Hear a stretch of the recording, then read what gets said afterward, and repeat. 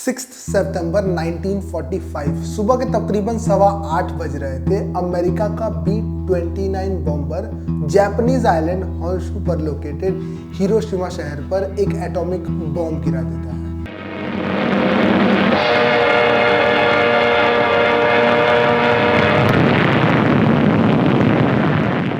तकरीबन 60 से 70 हजार लोगों की इमीडिएट मौत हो जाती है और तकरीबन 3 दिनों के बाद अमेरिका के द्वारा एक और एटॉमिक बॉम्ब गिराया जाता है और इस बार जापान के शहर नागासाकी के ऊपर, और यहाँ पर भी तकरीबन 70 हजार लोगों की इमीडिएट मौत हो जाती है। दोस्तों, हिरोशिमा और नागासाकी दोनों पूरी तरीके से बर्बाद हो जाते हैं। रेडियो एक्टिव रेडिएशन का असर आज भी हमें जापान के अंदर दिखाई पड़ता है। जापान पूरी तरीके से बर्बाद हो गया था, मगर with in few decades Japan एक सुपर पावर बन करके उभरता है। आखिर कैसे? जिस अमेरिका ने एटॉमिक बॉम्ब गिराया था उसी अमेरिका ने जापान की मदद करी इकोनॉमिकली स्ट्रॉन्ग और एक सुपर पावर देश बनने में। दोस्तों, आइए आज के इस जापान स्पेशल वीडियो में राइज ऑफ जापान की इस कहानी को समझने की कोशिश करते हैं। एक देश, दो शहर, दो बम, सरेंडर और विश्व युद्ध खत्म। Arrangements are now being made for the formal signing of the surrender terms at the earliest possible moment.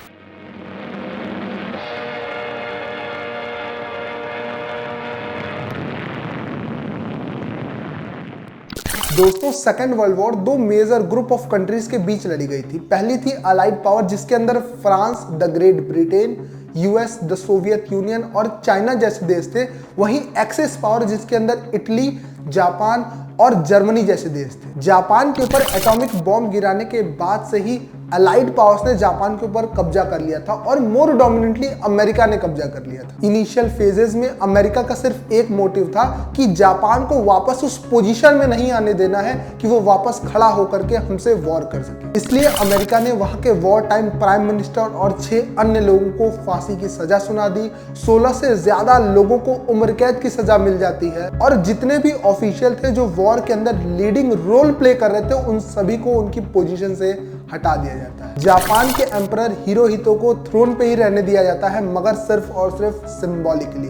America के द्वारा जापान को एक नया कॉन्स्टिट्यूशन दिया जाता है, वह एक नए पार्लियामेंट का कंस्ट्रक्शन कराया जाता है और जापान को आर्मी न रखने के लिए रिस्ट्रिक्ट किया जाता है। बेसिकली अमेरिकन ने जापान को पूरी तरीके से पॉलिटिकली बदल करके रख दिया था। अमेरिकन का बिल्कुल इंटरेस्ट नहीं था जापान की इकोनॉमी ग्रोथ को लेकर। दोस्तों, 1948 के अंदर अमेरिका का यूएसएसआर के साथ कोल्ड वॉर स्टार्ट होता है और यूएसएसआर एक कम्युनिस्ट कंट्री थी और 1949 के अंदर चाइना के अंदर कम्युनिस्ट गवर्नमेंट के आने से ही कम्युनिज्म अमेरिका के लिए हेडेक बन गया था और अमेरिका के पास इस पूरे कम्युनिज्म को रोकने का सिर्फ एक ही तरीका था, एक ही प्लान था कि जापान के अंदर इकोनॉमिक का ग्रोथ होना। और अपने इंटरेस्ट के लिए अमेरिकन जापान की इकोनॉमी को प्रमोट करने लगते हैं। दोस्तों, अगर जापान को इकोनॉमिकली ग्रोथ करना था तो उसको सेमी फ्यूडल और हायरार्किकल स्ट्रक्चर से बाहर आना पड़ता, क्योंकि इसके वजह से ग्रोथ सफर कर रही थी। जैसे जापान के अंदर 50% से ज्यादा एग्रीकल्चरल लैंड वेल्दी ओनर्स जो शहर के अंदर रहते थे उनके पास थी और वो टीनन्स को इन सभी लैंड्स को रेंट पर दे दिया करते थे और इस वजह से सिर्फ और सिर्फ सब्सटेंशियल फार्मिंग ही हो पा रही थी और इस वजह से जापान को एक अच्छे लैंड रिफॉर्म प्लान की जरूरत थी।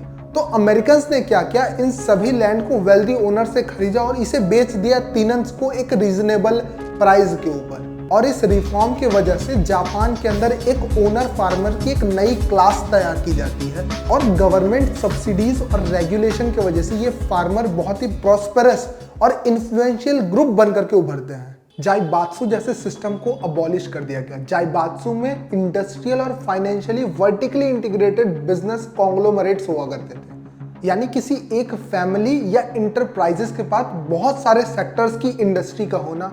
और ये जाइबात्सु सिस्टम जापान की पॉलिटिक्स और जापान की इकोनॉमी को बहुत ज्यादा इन्फ्लुएंस कर रहे थे। यहाँ तक कि यूएसए तो जाइबात्सु को एंटी डेमोक्रेटिक भी समझ रही थी। इस वजह से जाइबात्सु को अबॉलिश कर दिया गया, डिसॉल्व कर दिया गया। यूएसए ने जापान इंडस्ट्रीज में बने गुड्स को एक फेवरेबल टर्म्स के अंदर अपने मार्केट के अंदर एंट्री दी। साथ ही साथ यूएसए ने $1.9 बिलियन का असिस्टेंट भी प्रोवाइड किया जापान को। ये सब तो हो ही रहा था कि अचानक से कोरियन वॉर स्टार्ट हो जाता है और यूएसए ने जापान को मिलिट्री बेस की तरह इस्तेमाल किया। जैसे जापान का यूएसए के साथ एक अच्छे टर्म में होने से यूएसए ने जापान की सिक्योरिटी का पूरा ध्यान दिया पूरे कोरियन वॉर के दौरान, और जितनी भी लॉजिस्टिक और एम्यूनेशन की जरूरत थी वो सब यूएसए की मिलिट्री को जापान की इंडस्ट्रीज से मिल जा रहा था, जिसकी वजह से जापान की इंडस्ट्री और तेजी में ग्रोथ करती है। और वर्ल्ड वॉर सेकेंड के टाइम पर या तो जापान की सभी इंडस्ट्रीज बंद हो चुकी थी या सभी तबाह हो चुकी थी। इस वजह से नई फैक्ट्रीज जब लगाई गई तो उसके अंदर न्यू टेक्नोलॉजीज का यूज किया गया, जो उनके ग्रोथ का एक बहुत बड़ा रीजन बनता है। इन सबके साथ साथ जापान के अंदर एक स्टेबल गवर्नमेंट का होना भी एक बहुत बड़ा रीजन था जापान की इतनी फास्ट ग्रोथ का।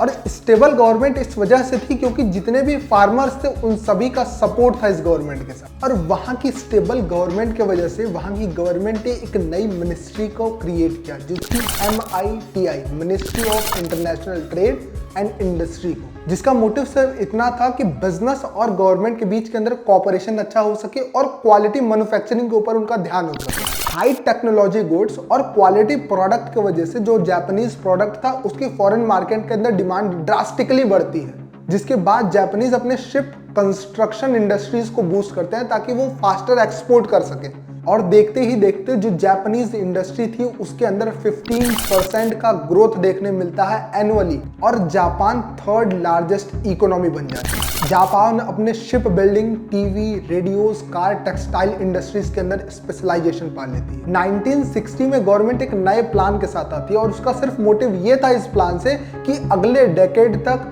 जितने भी सिविलियंस हैं उन सबकी इनकम डबल कर दी जाए, जिसके लिए उन्होंने अपने एजुकेशन सिस्टम को इंप्रूव किया और यूथ को स्किलफुल बनाना स्टार्ट कर दिया। और कुछ ही टाइम में जापान के अंदर जो लिटरेसी रेट थी वो हाईएस्ट हो गई पूरी दुनिया के अंदर। वहां के जितनी भी कंट्रीज थी वो लाइफ टाइम एम्प्लॉयमेंट प्रोग्राम के साथ आती है, जिसके वजह से वो अपने लॉयल और स्किलफुल वर्कर्स को रिटेन कर पा रही थी और उनसे लॉन्ग वर्किंग आवर तक काम करवा पा। दोस्तों, इन सभी रीजंस के वजह से जापान एक नई सुपर पावर बन के निकलता है, और वो भी बहुत ही कम टाइम के अंदर। दोस्तों, जापान 9% के एनुअल रेट से जीडीपी को एक्सपेंड कर रहा था और वहाँ इन्फ्लेशन 3% से भी कम था।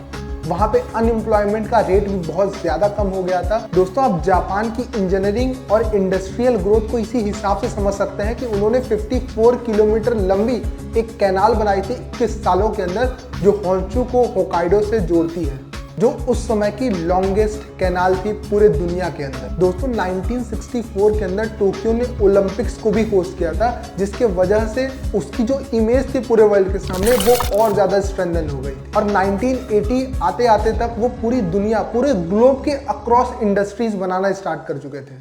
दोस्तों, एक टाइम पे जिस जापान को खुद डेवलपमेंट एड की जरूरत थी वो 1990 आते आते तक दूसरे देशों को डेवलपमेंट एड देने लगा, और वो भी दुनिया में सबसे ज्यादा। दोस्तों, तो ये था जापान के राइज की पूरी स्टोरी। दोस्तों, ऐसे ही इंफॉर्मेटिव वीडियोस के लिए आप हमारे चैनल को सब्सक्राइब कर सकते हैं। मिलते हैं अगली वीडियो में, तब तक के लिए बहुत बहुत धन्यवाद।